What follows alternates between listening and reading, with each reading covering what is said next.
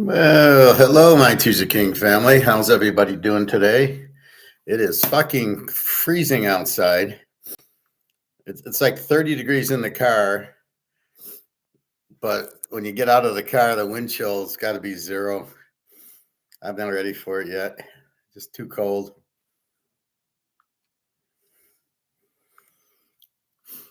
So, anyway, let's take our look at gold. We got a football game tonight.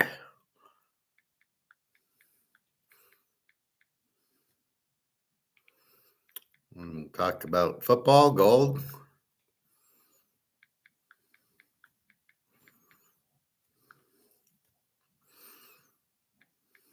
Just a second.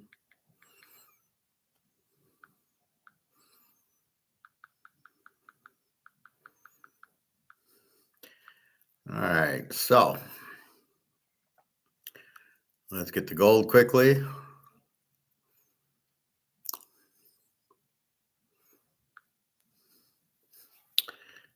And let's see, what do we got? Yeah, it's sitting there at 26.31.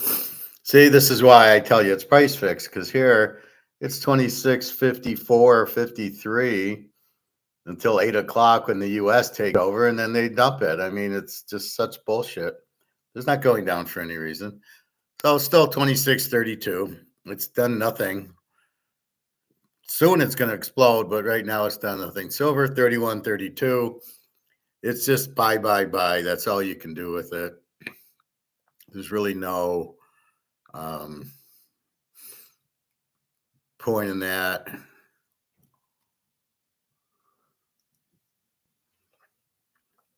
And there's really nothing. There's no supply, demand, free market, anything about gold or silver.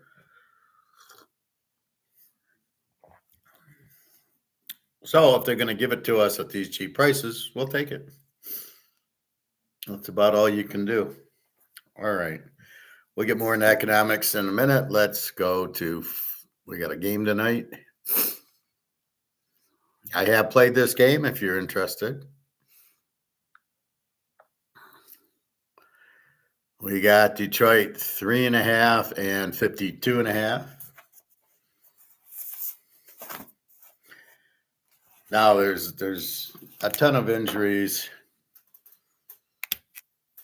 In the Lions defense,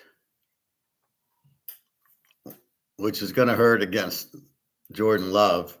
Now, the first time Jordan Love had the pulled groin muscle and was playing in the rain in Green Bay.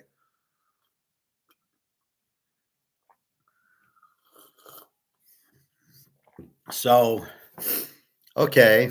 Hey, Alex. Hey, Vikes for life.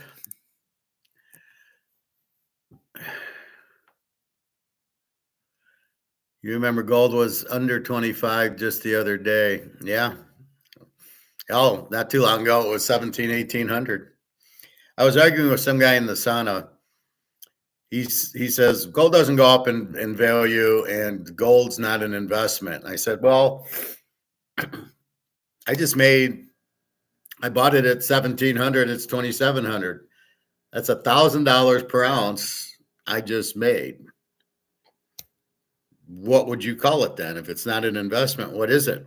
Or if you can define an investment for me so I can find out why it's not an investment, I'd like to know. I thought if I made money in it, it's an investment. So that shut him up. Oh, gold doesn't go up in value. It's just the dollar goes down. I go, yeah, I've heard Egon and Alligator talk about it, but they're fucking wrong. Alex, how are you today? I am playing the game tonight, so if you're buying this week, I can give you the game. Just tell me, you don't have to pay right now. Just say you're going to buy, and then I will give you the play for tonight. I've only put a few games out there. We don't have as many. We got 7 or 8 college, and then the pros, and there's 6 buys. So that's what I hate about the buys. I don't have Baltimore. I don't have my Washington. I don't think I have my Denver this week. So all the teams I've been betting on, they're all fucking off. So it limits. I don't really want to bet Jacksonville, Tennessee again. Or who does Houston got? Or Houston, I think's off. I think it's ridiculous that guy got suspended for 3 games for tackling the quarterback who did a late slide to bait him into hitting him.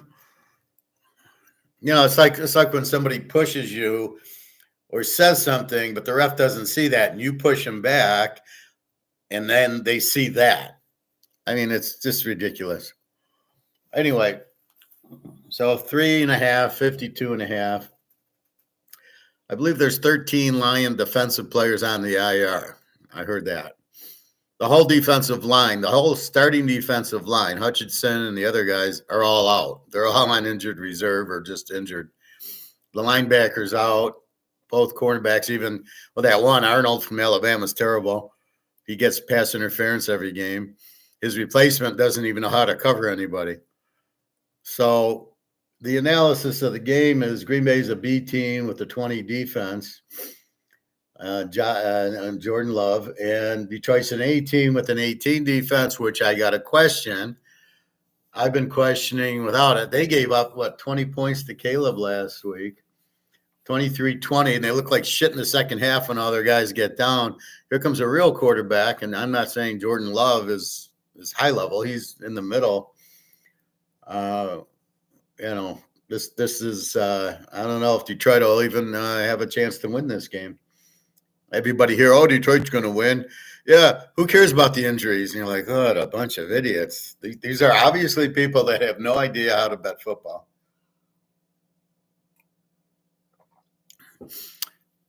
Vikes, you played Iowa State 108 on a 9-pick. Broncos won my 11-pick teaser. Is this like last week or is this week? I played Iowa State 108. I don't know what that means. On a 9-pick. Broncos won my 11. So the Broncos, yeah, that was a big play for me last week. I've been betting them because, Bo Nix is a rookie quarterback. Yeah, well, take a look at him. He's hardly, even if he is a rookie, he's better than most other quarterbacks. Oh, plus 108. Okay. Oh, this week. Okay.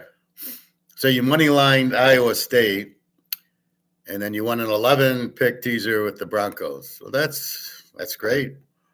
I hope I helped you in part of the 11th. We will see. Let me see if Alex, are you buying, Alex? You want the pick or not?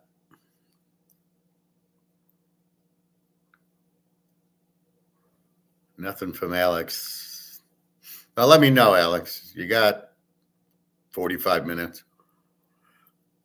Anyway, so, Green Bay's a B team because Love got hurt and he's been a little injured. They're probably more of an A team.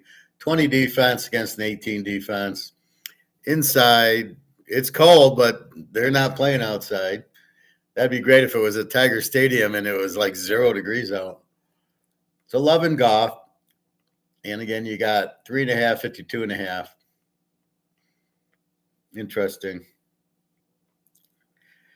Minnesota 5.5, 45.5 to Atlanta. 5.5, 45.5. We got Cousins against Darnold. We got Minnesota 26-3 in a teaser. We've got Atlanta an E team with a 25 defense. See, Atlanta never has a good defense. Minnesota an A team with an 18 defense. I'm still debating which way to go on this game. Cousins coming home to Minnesota, the crowd's just going to laugh, going, "We can't believe you were our quarterback." Sam Darnold's better than you, and he's garbage, but he's playing well now. New Orleans 4.5, 41 to the Giants. 4.5, 41. New Orleans an E team. Tyson Hill's out for the year. As far as I know, Olave and Kamara are playing, and Carr 24 defense. The Giants are a Z team with a 23 defense, and now they got Locke instead of Danny DeVito. Wasted a draft pick on Daniel Jones. Listen to my draft video from then. I call it out. I say it's a stupid draft, just like Fields, just like Caleb, just like all the rest. I don't know what to think here. You got New Orleans as a road favorite, but you got the Giants. Locke's not bad. He played pretty good at Missouri.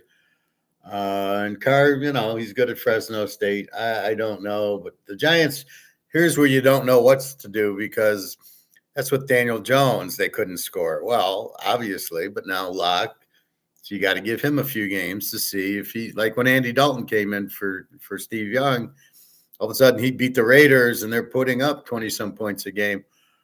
And that's the point. So you gotta relook at the Giants with Locke. Well, I'm glad you asked me, Bikes, and I'm glad you commented. That's why I do it live. I don't mind the feedback, and it gives me food for the thing. So good for you.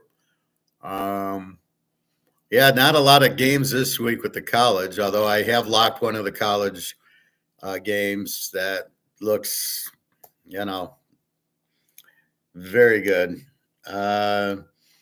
Tennessee and Jacksonville. Tennessee 3.5 and 40.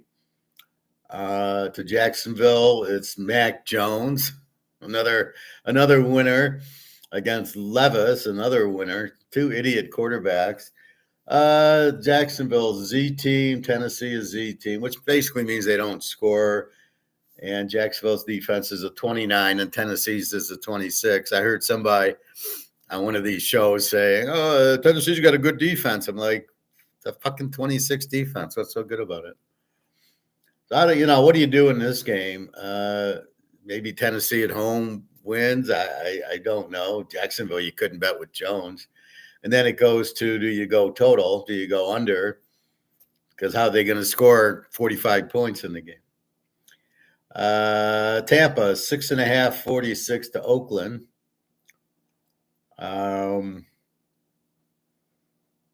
O'Connell against Baker. Oakland's also a Z team with the 28 defense. And Tampa's an over team with the 25 defense. So Tampa's defense is fairly good. And Baker's been playing well, although I watched the Carolina game. I mean, man, see, I think what happens is like with Kansas City, you cannot get up for Carolina like you could get up for Buffalo or Pittsburgh or Baltimore. It just isn't going to happen. So I think these teams just sleepwalk through Carolina. And everybody's saying how good Steve Young looked. And I'm like, really? I mean, come on. He threw the ball like 50 times. Well, so of course he's going to get some yardage. And then there's the running backs breaking tackles. So he gets a 50-yard gain on crap. But I don't buy him. I still won't buy him. And good luck against, we're at Tampa and Oakland. Yeah. So anyway, Tampa 646. I don't know what I was saying. Oh, Tampa Bay played Carolina. That's what it was. So Oakland is Z with the 28. O'Connell, he stinks. Tampa Bay an over team 25. Baker's pretty good. What do you do here? It's a tough.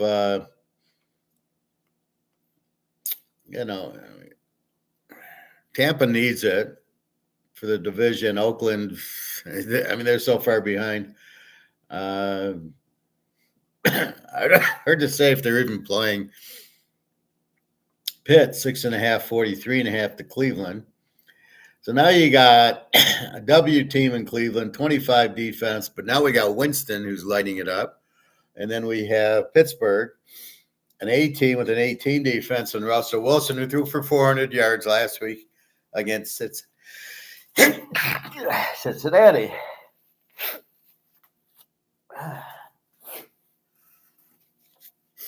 So that's what you get out of it. Vikes, why did you retract your messages? You didn't have to.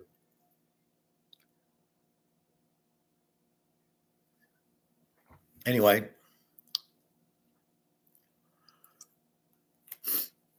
Pikes, why did you retract your messages? No, whatever. It's okay. I'm glad you hit your thing.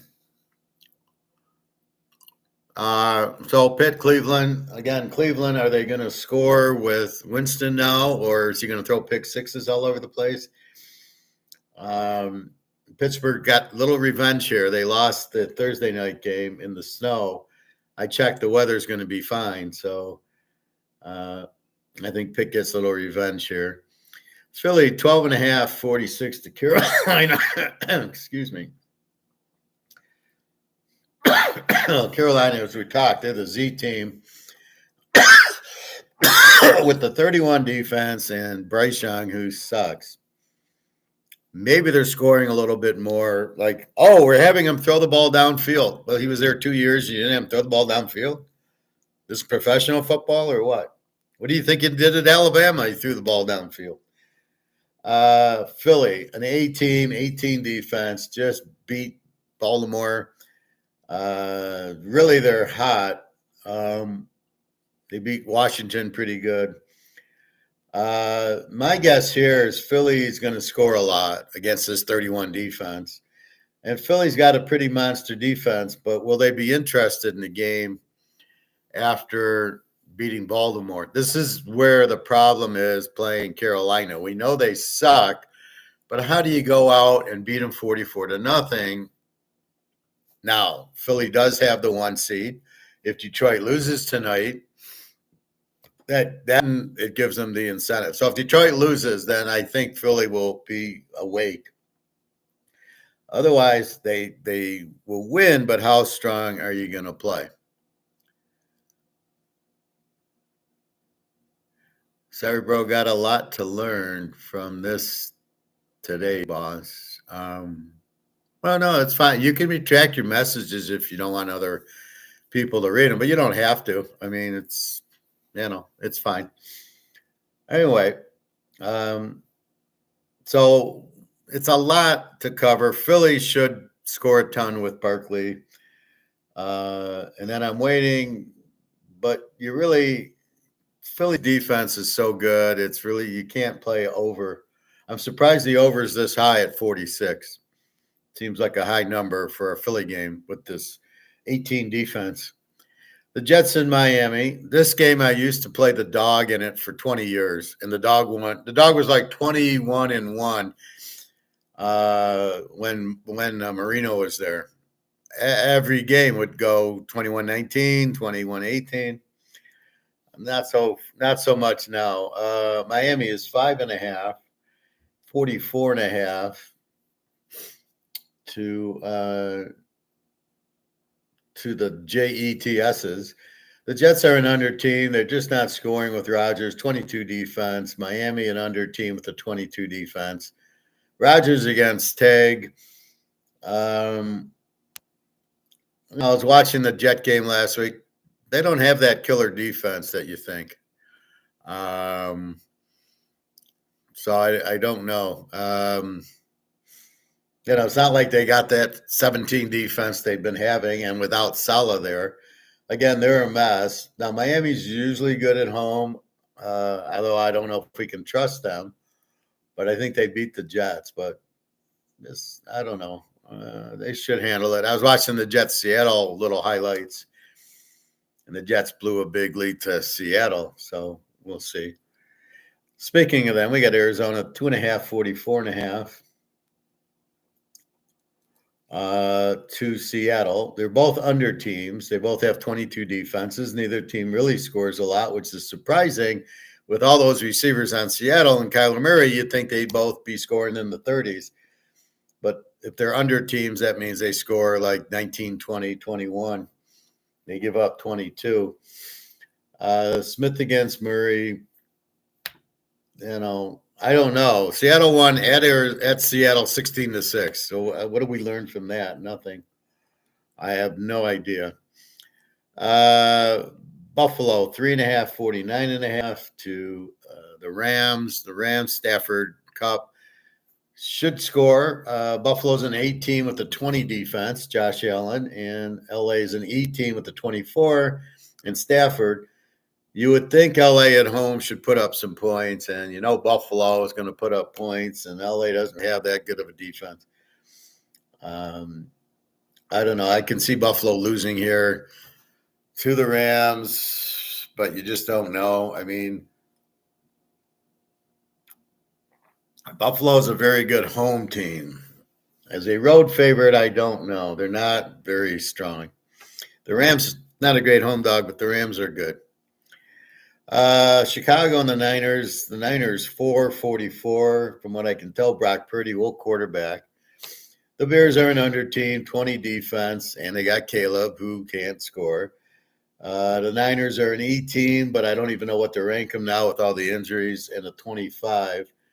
Purdy's okay. It's going to be hard for them against this defense. As you saw, the defense held Detroit to 4 field goals.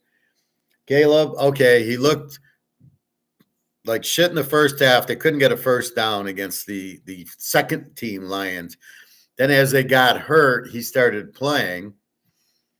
So let's make a big deal out of Caleb having a good game against the 4-string Detroit defense.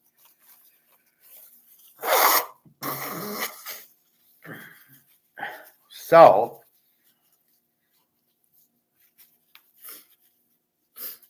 excuse me. All of a sudden, I start blowing my nose. I was out at the pool.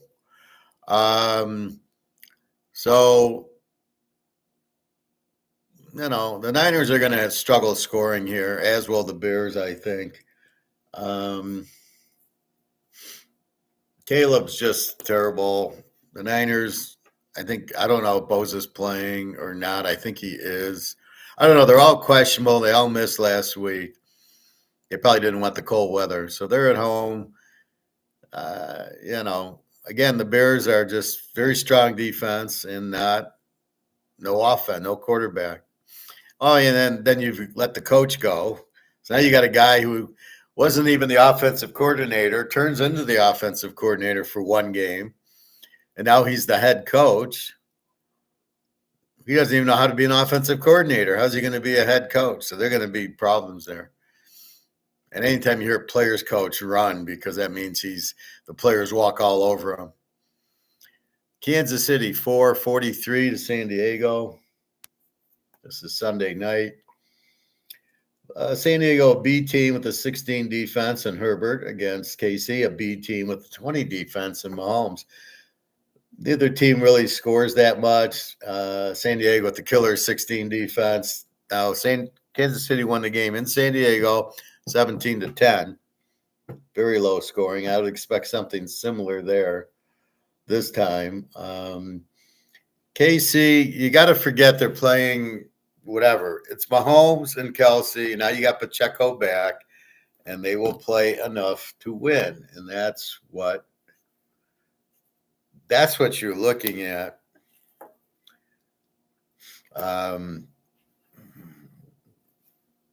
How can you say they're not playing well when they've lost one game? They're not winning by 30 points every game. This isn't college ball. They're not Oregon. They're not going to win every game but 30, but they win the games. So, everybody knows what to do. They double team Kelsey and they put some pressure on Mahomes. It's not that hard to figure out how to defense them. And since San Diego already played them and held them to 17 in San Diego, I look for very similar. They're not phased. See, when you play the team twice, they're not really phased by Mahomes. Denver will be another one that they got to worry about. And our Monday night game, Cincinnati 5.5, 49.5 to Dallas. Cincinnati, obvious over team. Joe Burrow and Chase lit up Pittsburgh last week, but Pitt lit them back up, which is exactly what an over team does. They can score and they can't defend, and that's exactly what it has. Dallas, I actually like with Cooper Rush much more than with Dak, and I've told you that and told you that and told you that. With Rush in there, he's a real quarterback, and they can do it. Notice how Dak doesn't score, but they paid Dak all their money. But I like Rush here. I think he gives them a chance. Obviously, Joe Burrow, he'll put up his 400 yards. And Chase, Dallas, Micah Parsons, I believe, is playing, but Shouldn't matter.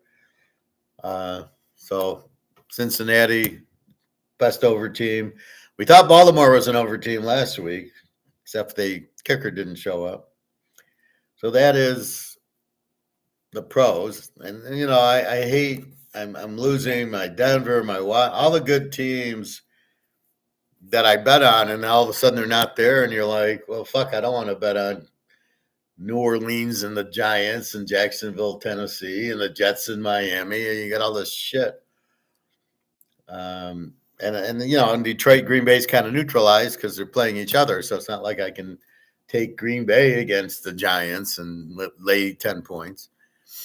All right, so that is tonight. So again, the Lions are, let's quickly, 3.5 and 52.5, 53.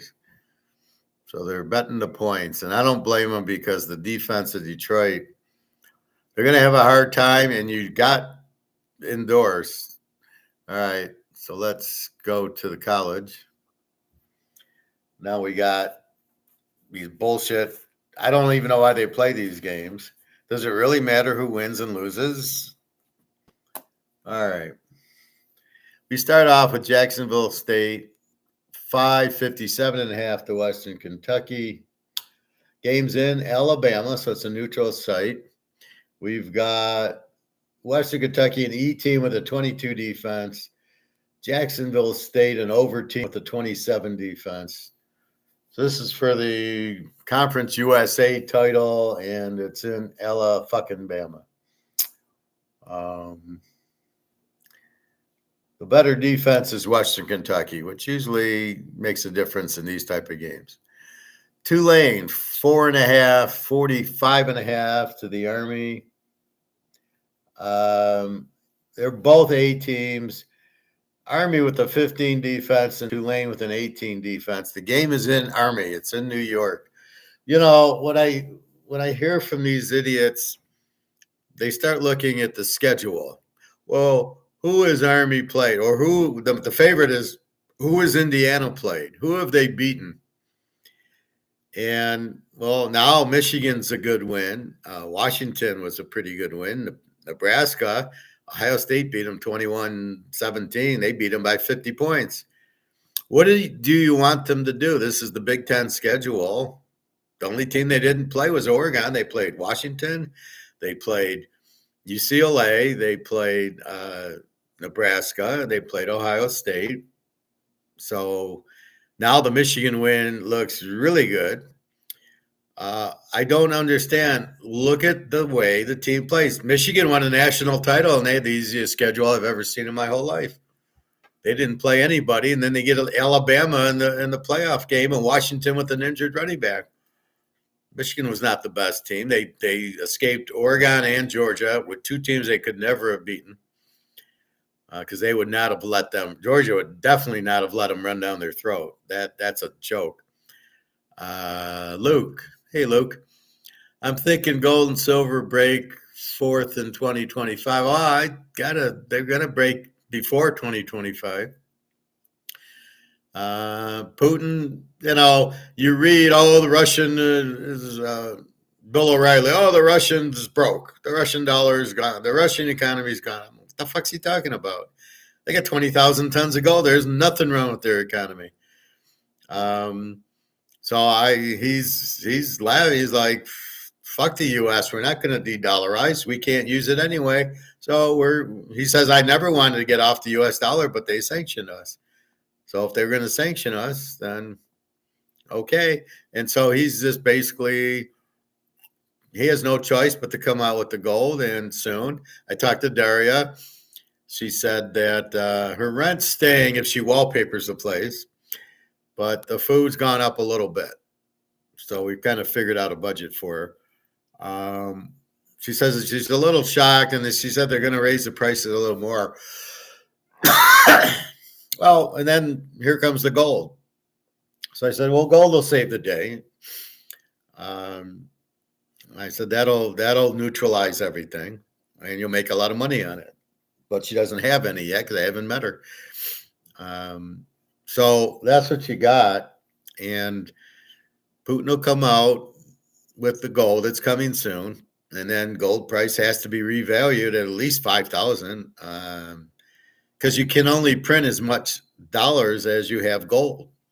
That's why they're like, I don't know what they're going to use. I don't know, 40%, 50. I don't know if that's real or not, but we will all find out. But believe me, it's coming and coming soon. And by the way, we're not in really good shape either, the U.S. Banks are breaking down and going broke. Everybody's jumping into Bitcoin ETF, which that's a Ponzi scheme. That's Madoff at his fine. What do you think you own? First of all, there is no Bitcoin to own if you just bought the Bitcoin. But if you buy the ETF, people are obviously running out of money or dollars and going into Bitcoin for a safe haven. They don't realize it's not real either, and it's not the safe haven that gold and silver are. That's where you run when you leave the dollar. So this Bitcoin is a big scam, and just be careful if you're in it. If you get up, look at today. It went over 100,000, went up to 104,000. Now it's at 98. Well, who's selling? Oh, you mean Larry Fink's doing the same bullshit with derivatives as he does with gold and silver? Now I get it. That's exactly what's happening.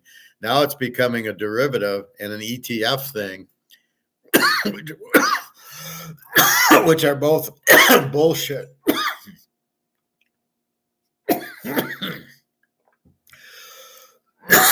I used to be able to not cough so well.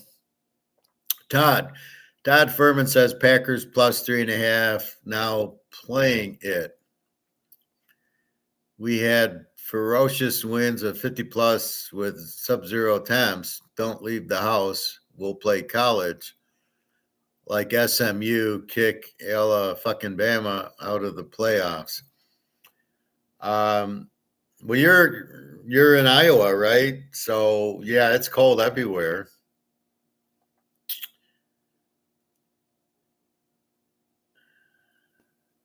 Yeah, I mean, SMU is a very good team. Alabama, I don't know what they're dicking around with. You got all these teams. They lost to Tennessee, right? And they lost to Vandy, and then they lost to Oklahoma. I don't know how Alabama is even in the conversation.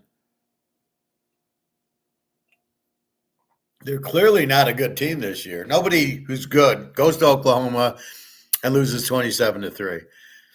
So I think I think Georgia and Texas are in, and the third team should either be Ole Miss or Tennessee. That's it.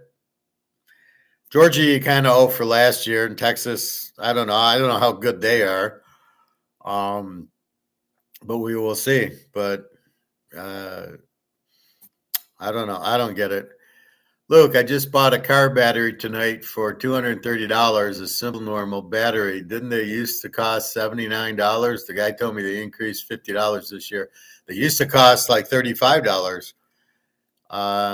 See, that's where the battery didn't go up to $230. That is a perfect example of the dollar losing value, and it simply takes $230 to buy the same battery that you bought for $50 at Firestone 10 years ago. And did your car run out, or was it because of the cold weather that you needed the battery? I assume that it died or something. And Silverstone below 1980. Well, that's obvious. That's the obvious bullshit, right?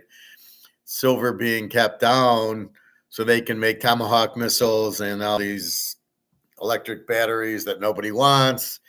And that. I was talking to a guy at work, and we'll get back to college in a minute. And the guy's from Brazil, and he clued me in on what's going on. So China makes these really cheap electric cars that catch on fire regularly. But they're shipping them into Europe. And he said, here's the difference between the U.S. and Europe. The U.S., we wouldn't buy electric cars because we go on long trips and we don't really have an alternative. In Europe, there's trains all over the place, and there's the streetcars or the trams that you can get. We were in Switzerland. At the hotel, you get on the tram for $2 for all day, and it takes you all the way downtown, and it's an all-day pass.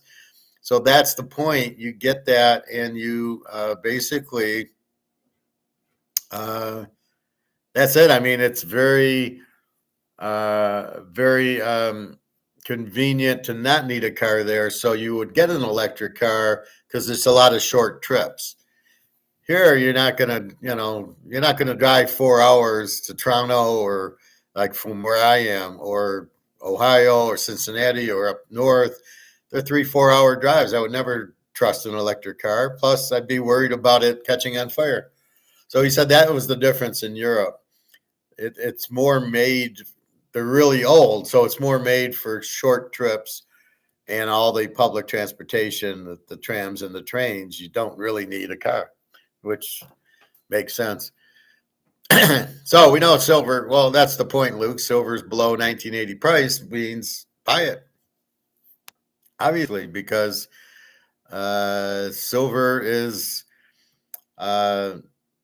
so cheap it's ridiculous, and there's a big shortage of it. So in Comex, they're cheating. You're supposed to, if people want it, you're supposed to pay it. You're supposed to give it up, and they're not. So now they're going to the mines, and I think China is going right to a silver mine saying, we'll take your silver at $75 an ounce. And the mine's like, sure. Why the miners let it go for that cheap is just how stupid the miners are. These guys got to be the dumbest guys in the room. They could be making so much money if they would start pricing it at 500, realizing there's demand for the solar panels and the electric cars and the Tomahawk missiles and everything else.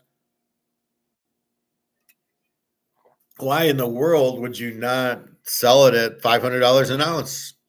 All this forced demand, and there's nothing else you can use. You have to use silver in the Tomahawk missiles. You have to use silver in the solar panels. There is no substitute. It should be $1,000 an ounce. What the fuck are these guys? How much are they getting paid to keep the price down? Because it's just incredibly stupid. Anyway, we got Army and Tulane. I think I talked about that. So the game's in Army. A 15 defense and an 18 defense. Tulane killed Navy, so they've seen this offense, but it's not the option offense that you're used to. Army actually scores a lot, although it's going to be cold. So we'll see. I'm really kind of confused on this game because I know Tulane's really good.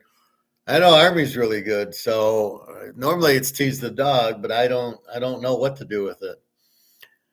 Top pressure, do you see any upsets this weekend without mentioning any teams? Oh, okay. Yes, I definitely see upsets. Boise, 4.5, 57.5 over Vegas. I mean, this could be one right here. They played them very well earlier in the year. The game's in Boise. It'll be cold. UNLV's got the better defense. UNLV is an A team with a 22 defense. Boise's a B team with the 23, and they basically run the ball with Jen. That's it. Vegas has a good quarterback and a strong defense. I think Vegas is probably the better overall team. They played a 29-24 game when they did play. So we will see. But this could be an upset. I don't know. I'm not saying I'm picking it, but it's a pretty even game, I think. Vegas is a very good team. Miami of Ohio. This could easily be an upset. I don't even know if it'd be an upset. Miami 244 over Ohio. Miami's an under team with the 17 defense, so they don't score a lot. Ohio's a B team with an 18 defense, and this game's in Detroit, so it's in the dome. No weather to worry about. So the Boise game's in Boise, the Army game's in the Army, and the Jacksonville State game's at Alabama. All right.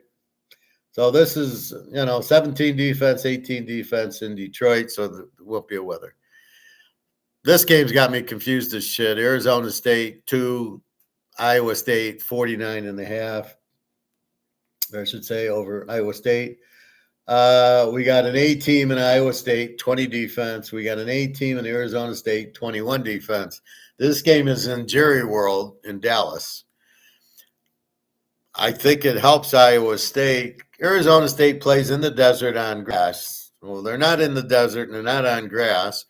Iowa State's on turf and used to cold weather. This won't be this. This is not as warm as you think. It'd be like in the 50s, but you're in the Jerry Dome. Very, very good game. Iowa State's really underrated. Arizona State's coming on. So Iowa State 20 defense, Arizona State 21 defense.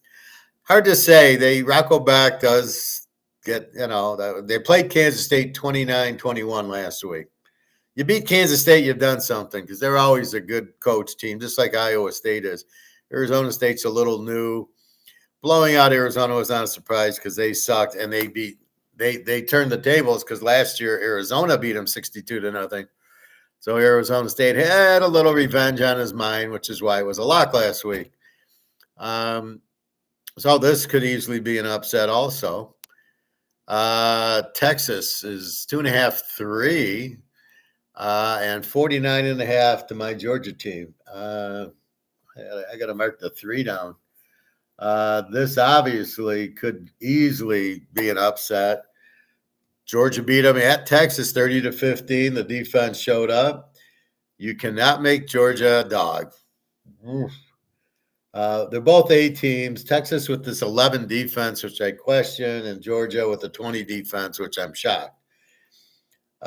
Georgia's running backs have been out, but they're now questionable this week. They're not out.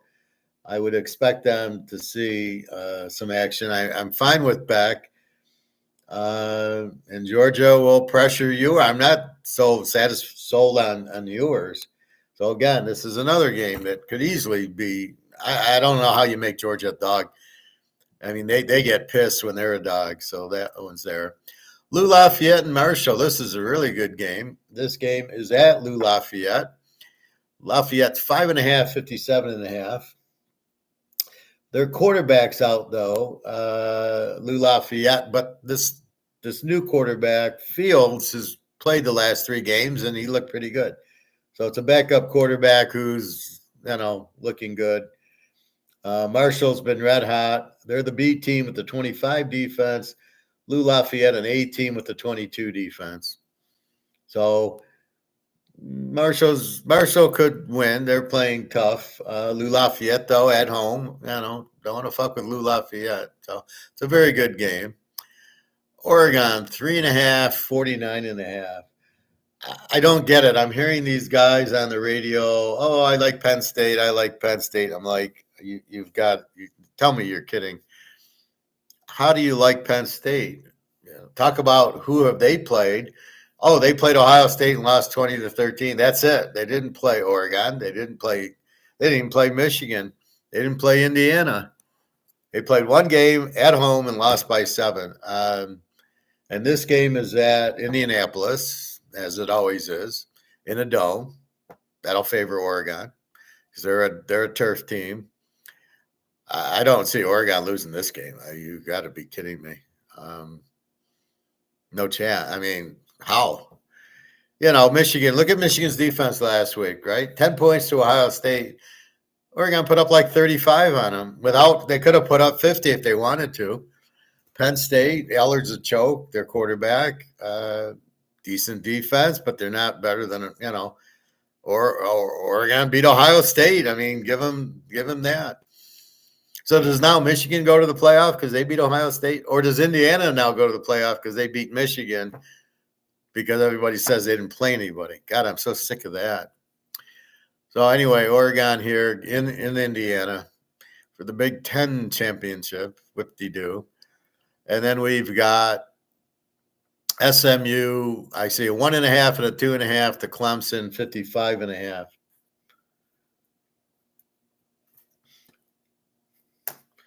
Clemson's a B team with a 23 defense who just lost to Georgia Tech, I believe. And we know they got killed by Georgia and they lost another game.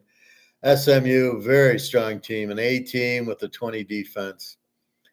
I don't know. Is there? Why would anybody bet Clemson here? I got to understand. Clemson, a lot of, O-lineman out, cornerback out, wide receiver out, 2 more O-linemen out, and a linebacker out for Clemson. SMU, running back out, tight end out, running back out, wide receiver out. Now, are these starters? I don't know. Well, one running back, two running backs were out in September. So I forget that because they still play good. So they're out one running back and then one receiver, Bailey, who might be good. He might not be. That's what we got to check. This game is at North Carolina, of all places. The weather, 7 o'clock, it'll be 40 degrees with very light wind and clear. So you're not going to get rain or snow. It's clear. SMU's the better team all the way around. Better offense, better defense, probably a better coach. So that's what you have. So that's this week. I have locked this. So there's a lock in here, and there's another couple of strong plays. I found one lock in the pros. I'm kind of hunting for a second lock, and we will see. And again, I don't like the lock just for the hell of it. I was 6-1 in my locks last week, and the only one I lost was Baltimore by 1 point. Otherwise, I hit all 5 college and the Pitt Cincinnati over, which got to 80, and it was all we needed was 40. I love those. So that's it. So really, there's a couple of home games. The Army's at home and Boise's at home, and actually Georgia's in the Mercedes Dome, which I think's the one in Atlanta, and Lou Lafayette's at home. Oregon's at Indy, and SMU's at North Carolina, of all places. Arizona State is in the Jerry Dome. So, not sure. Now, here's an investment that I was shocked. So I was with Alyssa last night, and so we're looking in the toy chest, all my figures and some of my minor sports cards and my Beanie Babies. And we came to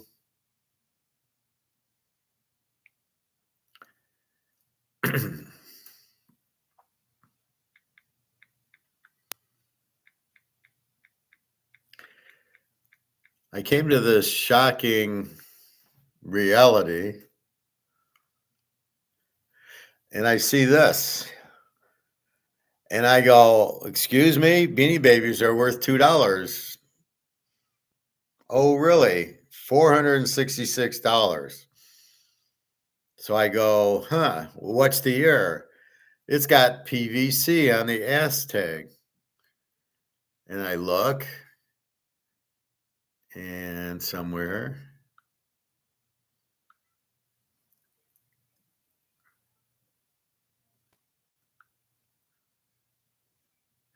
and if you notice, it says PVC pellets. See, it's where it's at the bottom, PVC pellets. So it gives you the year, 1995. And the error is sometimes it says PE pellets and sometimes PVC. I got all these 1995 PVC pellets. They're all errors. They're all worth, I mean, this one's going for $466. This one's going for $1,800. I'm like, what the fuck is going on here? Wait a minute. These are $5 that they have no value. This reminds me of my baseball cards. I got Joe Montana. I don't think anything of it. I paid $100. It's rookie cards in mint condition.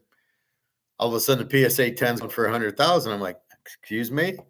I might have $100,000 Joe Montana and Jerry Rice rookie cards that I just bought for $50, $100 back in the 90s just because I liked them.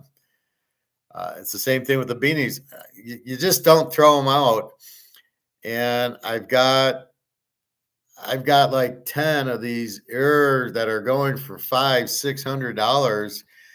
And I'm just like, you've got to be kidding. Now, here's what's puzzling. This guy will put 1,800 on, but when I go into the sold ones, I'm not seeing these big ones. But I don't know if the errors are being sold or they're just being discovered, because I see a whole lot, almost all of them that I had that were 1995 or so have this error. I have those and they're all worth a ton, but I'm not seeing them sold for. I'm seeing a lot of $5 and $10 ones sold. So I don't know really the value of the error. I do have it, but is it really worth 1,800 or 460? I think I've seen one of these sold for like $250. So do they really sell for 460? And maybe they do. We'll see. But why would you run an auction for 466 unless you're, or best offer, unless you're thinking that you're going to get close to it? So I might be sitting on a gold mine. So I told Alyssa she took some home for her kids, and I said, let's wait on that one. Let's verify just in case. And I have a few I can give you that are not errors that are worth $500. But out of the blue, and I really haven't looked at them, but because she wanted some for her kids, I let her take a couple home. And then I was showing her the prices, and then all of a sudden I'm seeing 500, 1,000. I got one American. It's a bear with the red with the flag on it. It's like, let me pull that one up. I mean, these are like $1,000 Beanie Babies. I'm just sitting there going, are you fucking kidding me? Let's see.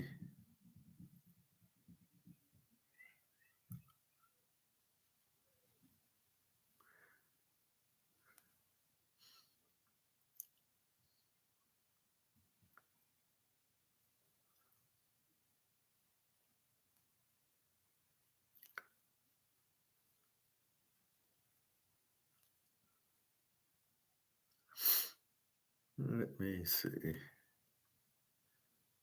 Thought I saw it for a lot of money yesterday.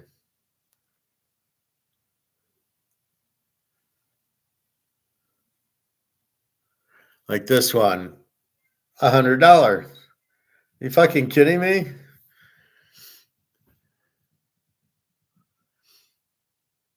Now there's a lot that aren't, but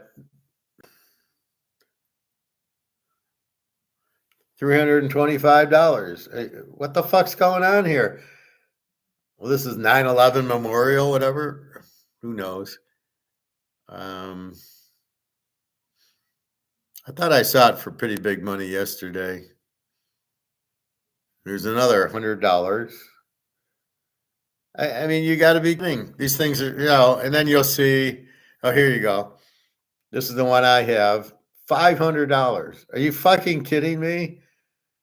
Here they're like $4. All of a sudden, here's 500 because there's an error or something. Pre-owned. It's not even new. It's not graded.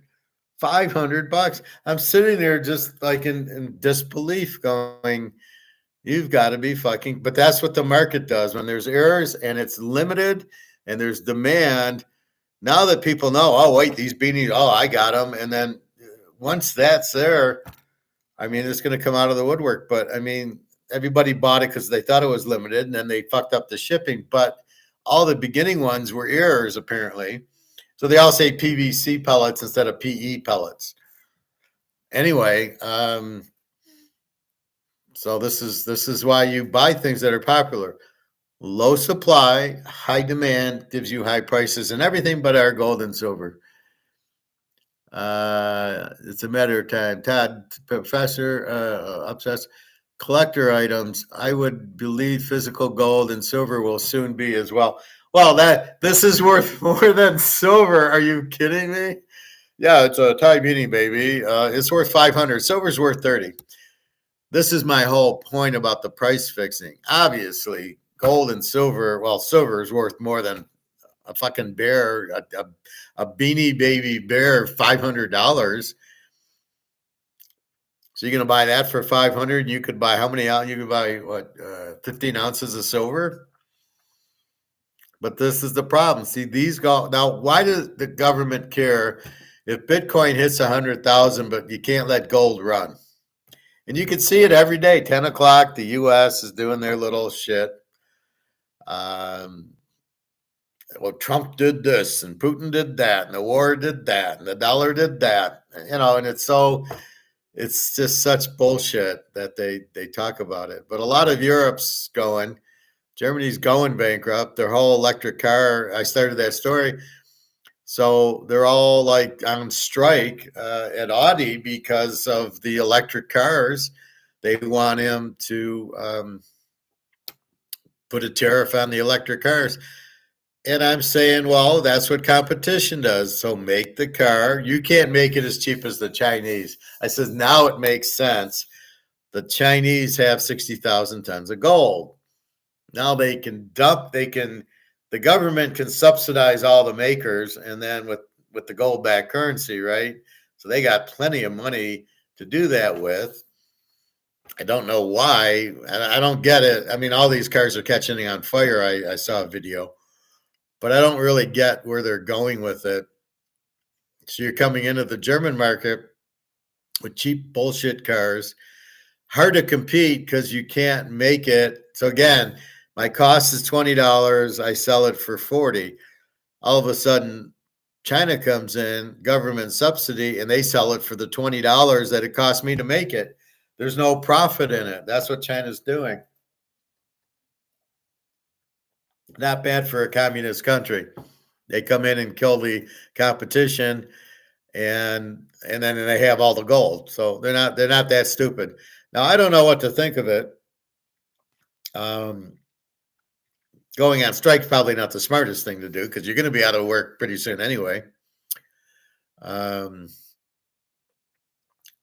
So we will see. But yeah, gold and silver, it's just a matter of time. It's the only real money. I mean, I'm telling the guy in the sauna the other day, what are you going to sell your gold? I says, why would I sell it? It's especially now that I'm working, I'm fine with money, so I don't need to sell it. I need to buy more of it. So he's like, well, when you sell it, you're going to get fiat currency. And I said, you don't understand. Gold is the currency. It's not going to be sold for fiat. It will be real money. And that's what's going to happen. It's going to, all the fiat's going to collapse to the gold and silver that the BRICS are having. That's the point. It is the money. I don't need any money. That's why I buy and plus it's so cheap. Egon was talking about houses, that they're very expensive, and all the bubble things. The stock market's so expensive. And he's saying they're all going to crash because they're all bubbles, except for gold and silver, which hasn't gone way up. Well, it's price fixed, Egon. Sometimes these guys just don't get the price fixing. Now, one thing I am noticing here on eBay, which is very shocking, but this is why I'm an analyst.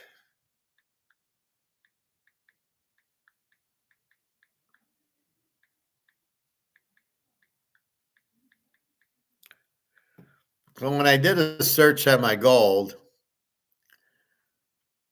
I'm noticing pretty high prices like this. A tenth of an ounce of Canadian gold, $379. I'm like, no, this should be like 300.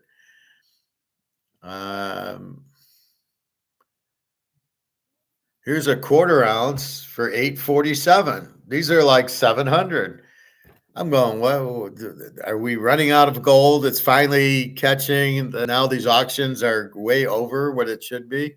Here's a half ounce, 1627. Now this amp max is it's much more expensive to buy from them. I do understand that. Here's some guy selling 10 of them for 27.27. So he's 27.27 an ounce, but he's selling 10. Here's one guy selling 5 for 13,000. Why are you selling so much?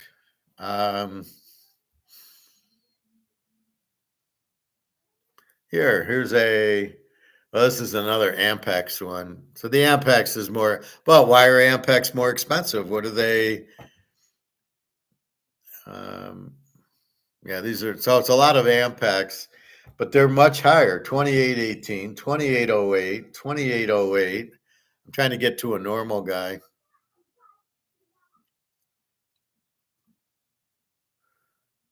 A lot of Ampex out here. I don't know, are they printing? Here's one that's not Ampex. $450 for a 1/10. What the fuck? Are you kidding me? These should be like $290, $300 right now. So then I went to the Eagles.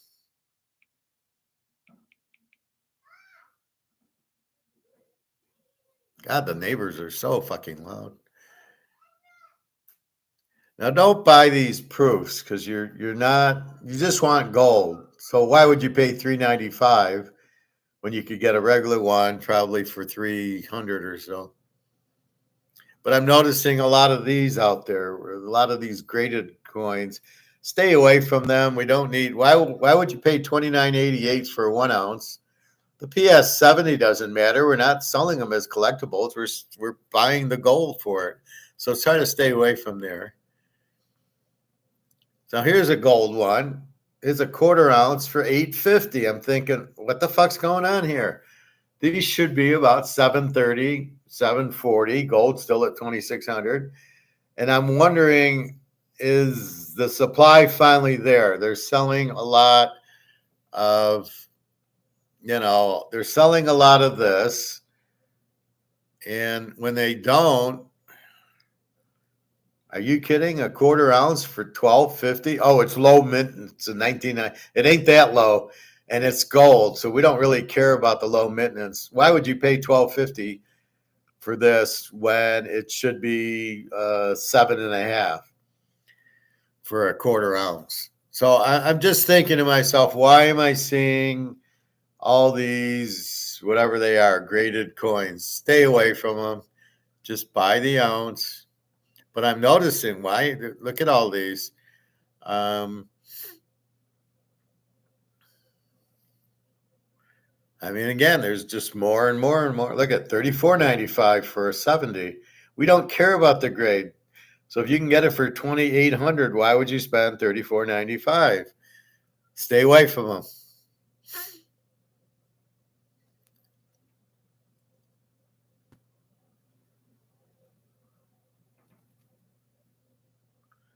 I don't even know what that was. All right. See here's a normal. This is 1/10 of an ounce, $3.39. Okay, that's about maybe a little high, but that's fine. But I'm seeing a shitload of this, $36.50, $3,300. They're $27, $2,800, $379. They're $300. You don't pay for the grading. This is not baseball cards. This is gold. You're buying the fucking gold. Now here's one, $29.87. And again, they're trying to say 1986 is a big deal. We don't care. We're buying an ounce of gold. $29.87. This is just a regular ounce. This isn't graded or anything. So, I'm like, Jesus Christ. So why, here's a 1/4 ounce Cougaran and it's 751. Now that's about where it should be. It should be about 710, 720. But a 1/4 ounce, 750. Now again, gold's down to 2650 right now. This should be about 700.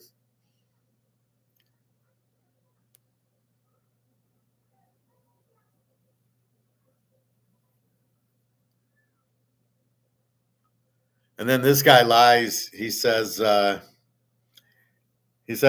well, it's MS70 burnish first day issue, but it's not. It's not graded 366. It should be 300. Here's a 1/4 ounce, 856. So I'm kind of stunned. I'm like, what's going on here? Why are these coins so expensive? And are they limited or what? What's going on?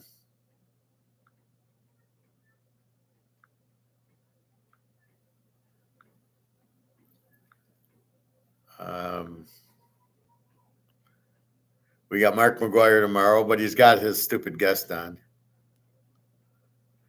Now, I was watching her do this. Celtic salt with castor oil together.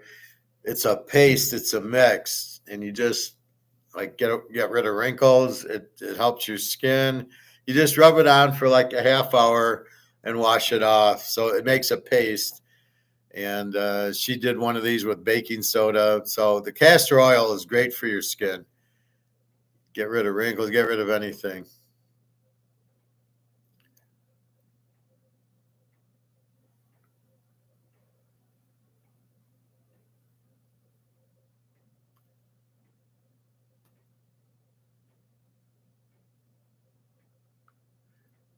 All right.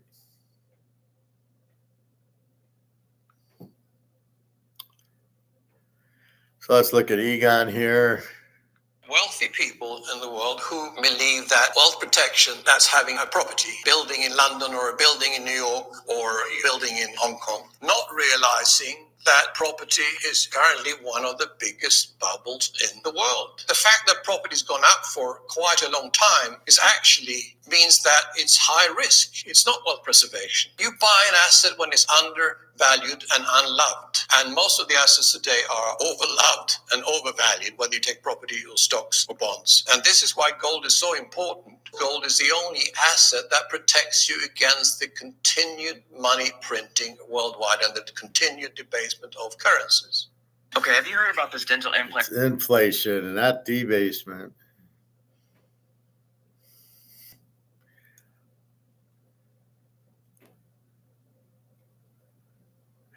Here's a very interesting one. This guy got debanked. What does that mean? He can no longer use the banking system because of politics. Now, I don't know how much I believe it, but I do. You got to. Yes, exactly. Yeah. Exactly. That is so insane. Yeah. So if someone has $30 million in the bank. Yes, exactly. Yeah. Exactly. That is so insane. Yeah. So if someone has $30 million in the bank and they get debanked. Diamonds, art, do you, I don't know, go overseas somewhere? You buy gold, exactly. So debanking is when you as either a person or your company are literally kicked out of the banking system. Like they did to Kanye. Exactly, like they did to Kanye. My partner Ben's father has been debanked. Really? We had an employee For what? My cousin's been debanked for saying unacceptable things. Under current banking regulations, here's a great thing. Under current banking regulations, after all the reforms of the last 20 years, there's now a category called a politically exposed person, PEP. And if you are a PEP, you are required by financial regulators to kick them off to kick them out of your bank. You're not allowed. What if you're politically on the left? Well, that's fine. No, because they're not politically exposed. So no one on the left gets debanked. I have not heard of a single instance of anybody on the left getting debanked. Can you tell me what the person that you know did? What they said that got them debanked? Oh well, David Horowitz is a right wing. He's pro-Trump. He said all kinds of things. He's been very anti-Islamic terrorism. He's been very worried about migration, all these things. And they debanked him for that. Yeah, they debanked him. So you get kicked out of your bank account. You get kicked out of you can't do credit card transactions. But, by the way, you can't. How is that legal? Well, exactly. So this is the thing, and then you go to this thing of like, well, this is where the government and the companies get intertwined. Back to your fascism point, which is there's a constitutional amendment that says the government can't restrict your speech, but there's no constitutional amendment that says the government can't debank you, right? And so if they can't do the one thing, they do the other thing, and then they don't have to debank you. They just have to put pressure on the private company banks to do it, and then the private company banks do it because they're expected to. But the government gets to say we didn't do it. It was the private company that did it, and of course J.P. Morgan can decide who they want to have as customers, of course, right? Because they're a private company, and so it's this sleight of hand that happens. So it's a privatized sanctions regime that lets bureaucrats do to American citizens the same thing that we do to Iran. Whoa. Just kick you out of the financial system. And so this has been happening to all the crypto entrepreneurs in the last 4 years. This has been happening to a lot of the fintech entrepreneurs, anybody trying to start any kind of new banking service, because they're trying to protect the big banks. And then this has been happening, by the way, also in legal fields of economic activity that they don't like. And so a lot of this started about 15 years ago with this thing called Operation Choke Point, where they decided to as marijuana started to become legal, as prostitution started to become legal, and then guns, which there's always a fight about. Under the Obama administration, they started to debank legal marijuana businesses, escort businesses, and then gun shops, just like your gun manufacturers, and just like you're done, you're out of the banking system. And so if you're running a medical marijuana dispensary in 2012, like you, guess what? You're doing your business all in cash, because you literally can't get a bank account, you can't get a Visa terminal, you can't process transactions, you can't do payroll, you can't do direct deposit, you can't get insurance. Like none of that stuff is, you've been sanctioned, right? None of that stuff is available. And then this administration extended that concept to apply it to tech founders, crypto founders, and then just generally political opponents. So, yeah, so that's been like super pernicious. I wasn't aware of that. Oh, 100%. And this is called, so it's Operation Choke Point 1.0 was 15 years ago against the pot and the guns. Choke Point 2.0 is primarily against their political enemies and then to their disfavored tech startups. And it's hit the tech world like we've had like 30 founders debanked in the last 4 years. Really? Yeah. It's been a big recurring pattern. 30. This is one of the reasons why we ended up supporting Trump. It's like we can't live in this world. We can't live in a world where somebody starts a company that's a completely legal thing and then they literally like get sanctioned, right, and embargoed by the United States government through a completely unaccountable, by the way, no due process. None of this is written down. There's no rules. There's no court. There's no decision process. There's no appeal. Welcome to communism. That's what communism is. The government decides everything. So you don't think that can happen, huh? Now, if you have gold, it doesn't matter. Now, if you're running a business, you can't maybe get gold, but that's how they keep trying to protect the banks by getting rid of the competition. That's why gold is not going. But I don't know why Bitcoin's so high then. So obviously they don't see Bitcoin as a competition to the dollar.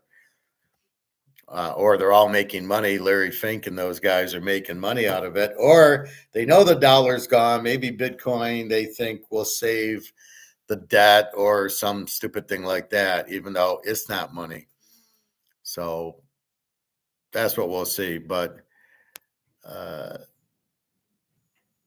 anyway, just be careful, right? So you think, oh, it can't happen to me and this and that. Now, I don't know, political crap or not, these tech startups, these cryptos, I have no idea how they choose it. But don't they want I guess what they do is it's after your money's in the bank, right? Then they steal it from you. So you got $1 million, $10 million, and then they do this and they keep the money. So they're not going to do it when you're putting the money in, because then they get to steal the money from you. Which is why we're not in the banking system, right? Very little, just my paycheck, pay my bills, and everything else is in gold, silver, or my safe to stay out of all this shit. So the only thing that would happen to me is I wouldn't be able to get a paycheck. I'd have to figure out a way to get a paycheck. That would be it. Otherwise, this is insane.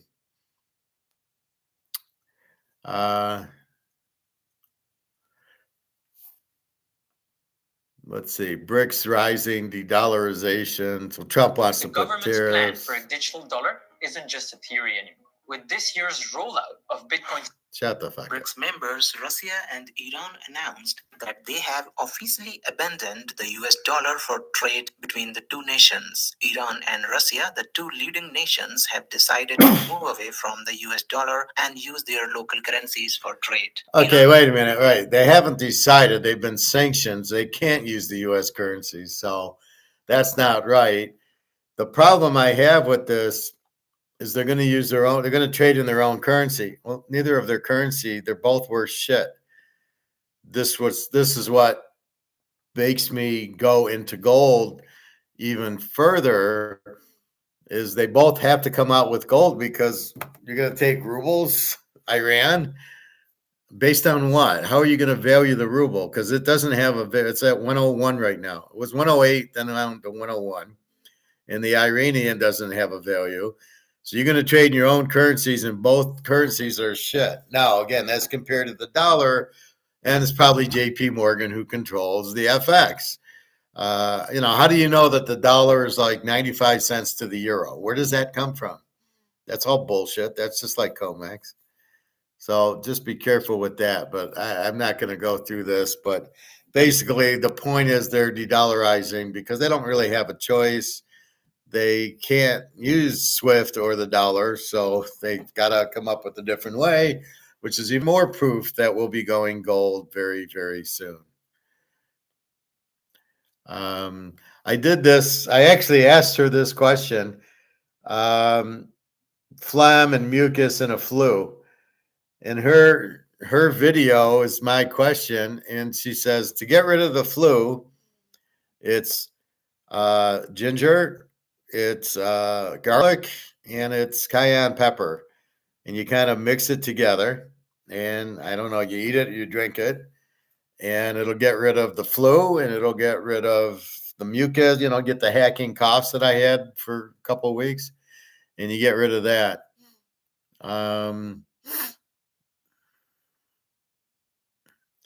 Putin's been laying the wood down, stunning disclosure on live TV. I can't listen to this guy because it's the same. He doesn't. He talks and doesn't say anything. So that's that.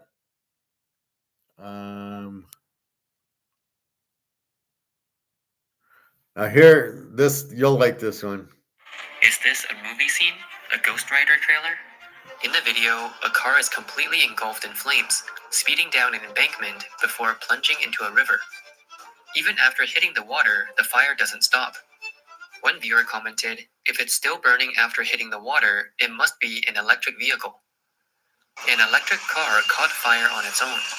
A forklift operator tried to throw the burning car into the river but missed, and the car ended up on the greenery by the riverbank. Viewers pointed out that the fire only got worse after that. "Whoa, what's going on here? Oh my god, run, run, run." It's a new energy vehicle, an electric car. Oh no. This was a BYD transport truck. Every new car on it was destroyed in the fire. Fires have been linked to BYD electric cars during transportation, charging, BYD's and China. even collisions. It's no surprise people are saying BYD cars are on fire in China.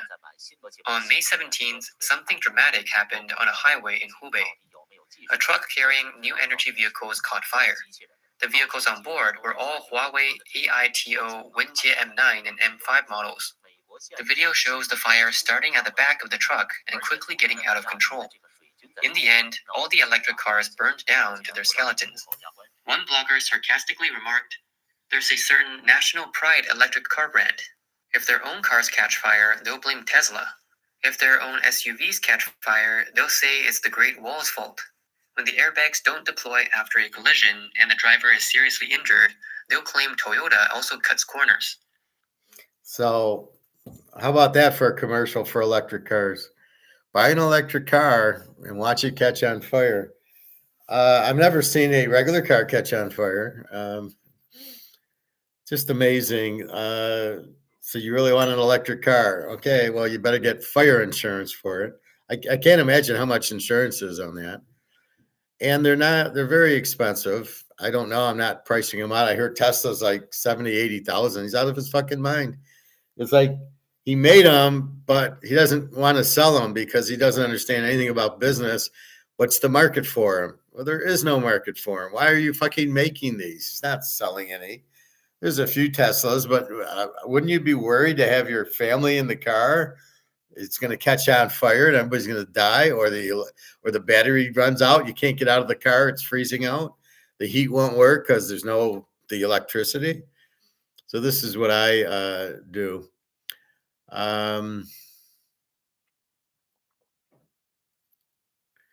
Let's see, Luke. Luke, wonder how you have to claim large sales like that on taxes. I don't know if you do. I don't know what the price is. If I sell a beanie for $1,000, I don't think I claim it. I know the Silver Eagles say $1. Yeah, but you don't get 1099 on Silver Eagles unless you sell like 30 or 40 to the salesman.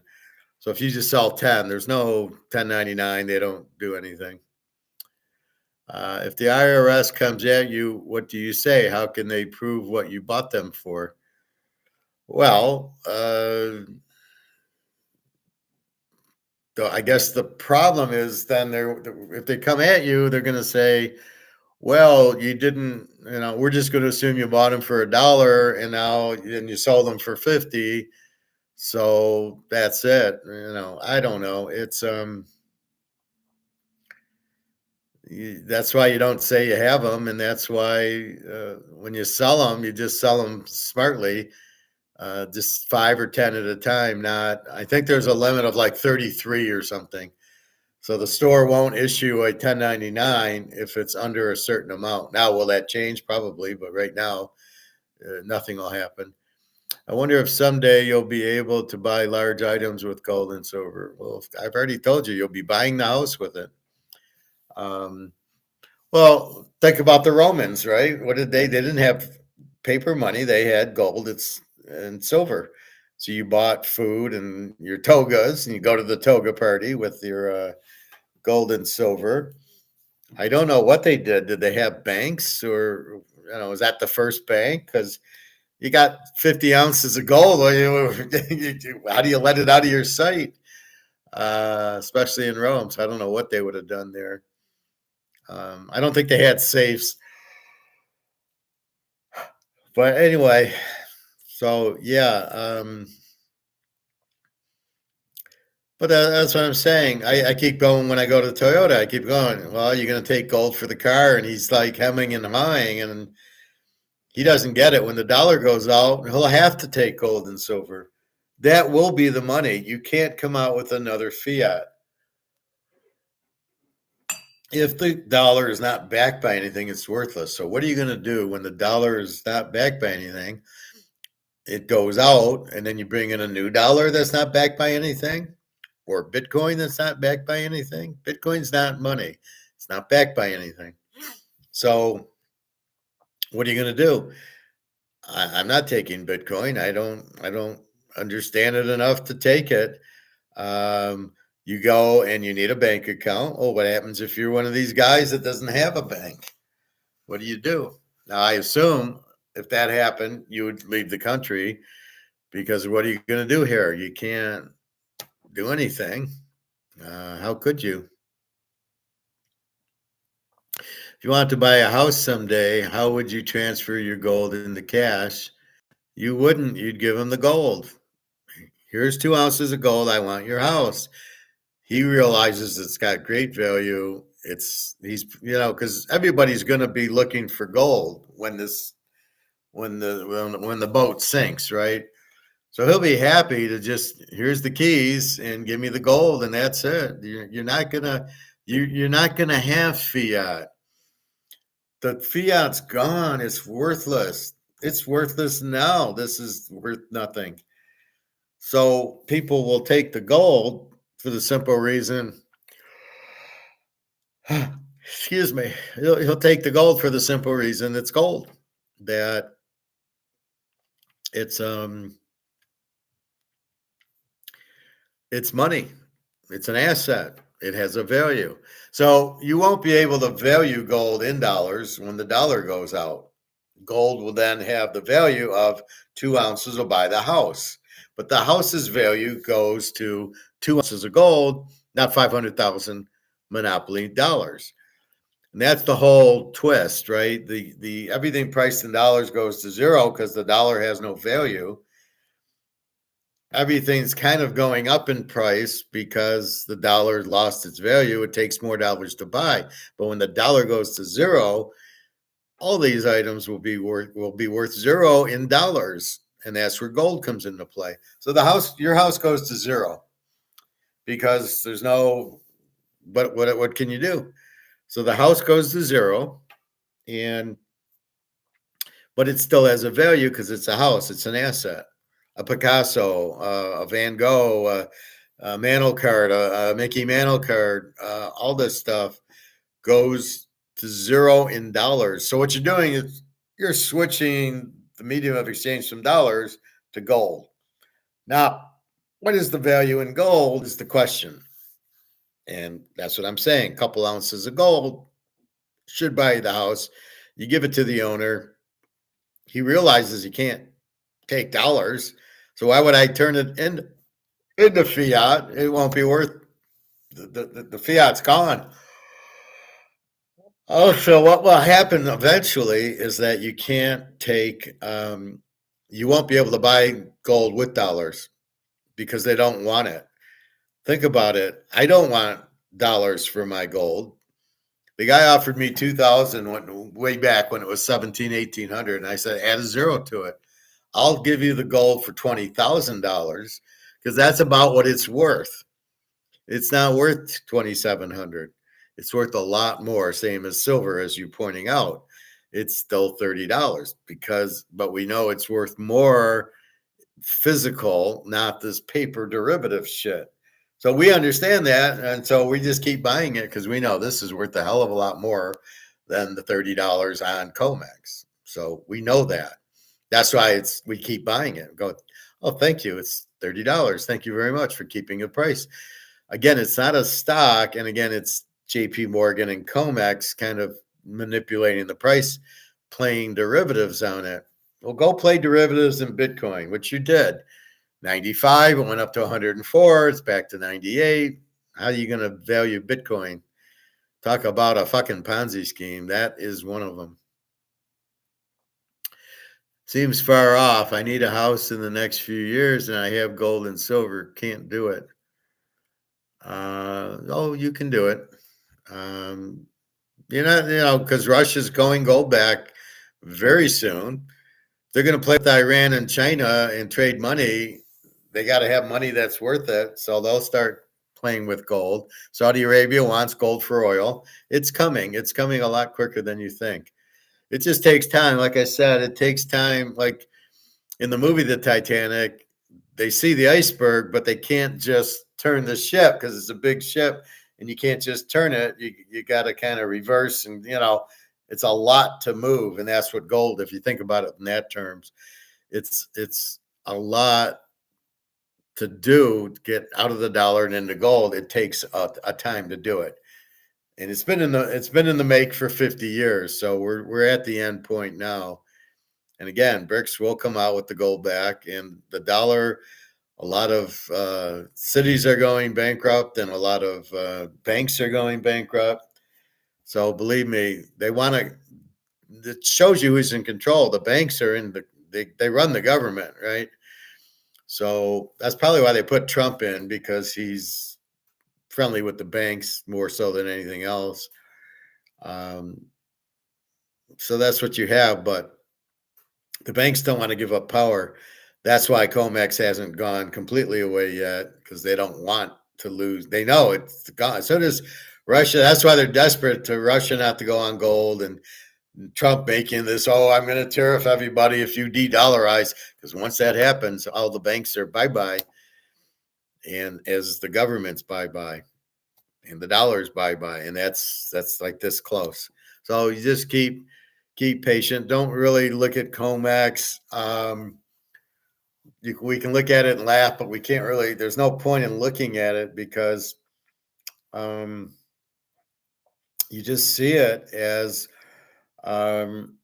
just to keep the price down, because they don't want to lose power.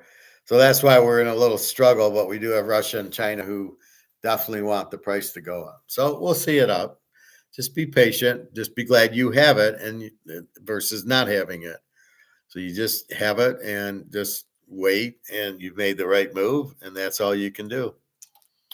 So anyway, that is what's going on. So very, very soon, we'll see what Trump does. Bitcoin's not money. So if he says, we're going to make Bitcoin money. So if he's going to get out of the fiat and go to Bitcoin, that'll never work, because you've got to have something real. You cannot have digital dollars. Don't be sucked into thinking, digital dollars, that's the way to go. And I'll have that, and that'll, you're going to buy a house with digital dollars. How are you going to pay the guy? Oh, you don't have a Bitcoin account. Oh, well, I guess I can't do the trade. And by the way, it's not real money anyway. Gold people will take because you can put it in your hand. Bitcoin, you can't, because we don't even know. It's not even real. So, yeah, you guys who are making money on it, get the fuck out. take your profits. It hit 104, you should sell. And that's what a lot of people did as it's down to 98 or whatever. If you want to play that game, you're better off playing poker or craps at the casino. At least you got chips that you can hold, but just be careful of it. Anyway, so that's what's going on. We got a football game I want to watch because it's the line. I do have a bet on this one. I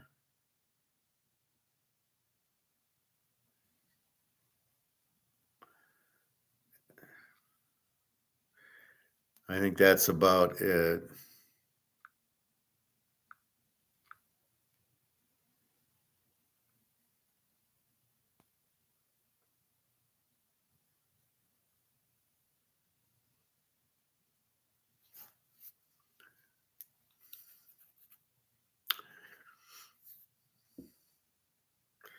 So I think that's it. So I'm gonna go watch football. I'll be on tomorrow, Friday, and that's it. Got paid today. Happy camp, but it was a short pay because I didn't get paid for the holidays. I'll talk to my boss for Christmas because we're closed for like 8 or 9 days, and I'm gonna get like a nothing paycheck for 2 weeks. So I'm gonna see if I can get at least for Christmas Eve and Christmas and New Year's Eve and New Year's. I think he can do that, so I'm gonna see. But anyway, work's going okay. And that's about it. So I'm finding money in beanies, maybe. I do have the ears, so we'll see. I don't know. I'm not holding my breath, but and I don't have to get them graded is the best part. I can just put them on sale and say, here's the PVC, and off we go. So we'll see.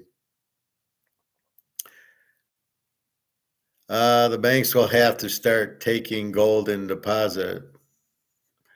I don't know if the banks will be around. They'll all be broke because if the banks don't have dollars, you know, they can't really take gold because what will they do with it? So it's going to be a little confusing. What do the grocery stores do? Then Bobby can tell his daughter, this is why we got gold to go to the grocery store. So eventually the grocery store will be silver. You know, everything will be a tenth, a dime, a quarter, a half dollar, a dollar.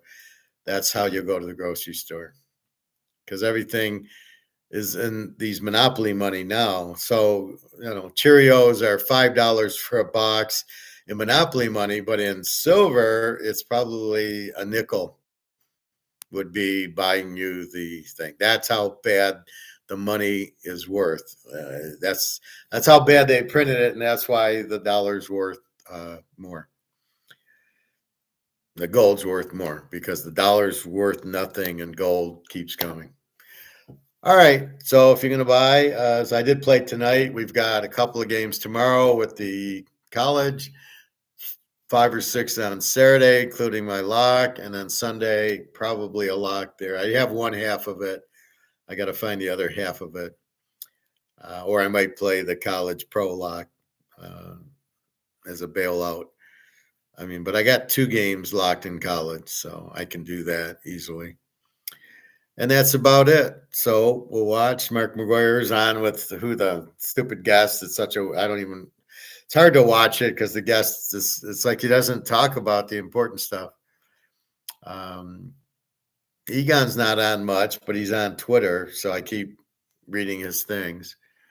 And Alligator, I don't know what he's gone. He's I don't even know who he is anymore. What I used to watch of him, I don't. So that's ridiculous. All right, everybody. www.teaserking.com. You know, a smaller weekend. 6 teams are off in the pros, and we got 3, 4, 5, 6, 7, 8, 9 games. 1, 2, 3, 4, 5. 4, 5, 6, 7, 8. Yeah, there's 9 college games. I got a lock in there, and I'll probably play probably at least 5 or 6 of them. So anyway, that's about it. Have a nice night. Luke, take care. And I will see. They're probably all watching football now, so it's probably a bad time. All right, I'm going to go watch football too then. All right. Have a nice day, everybody. Good luck. And www.teaserking.com. All right. Thank you.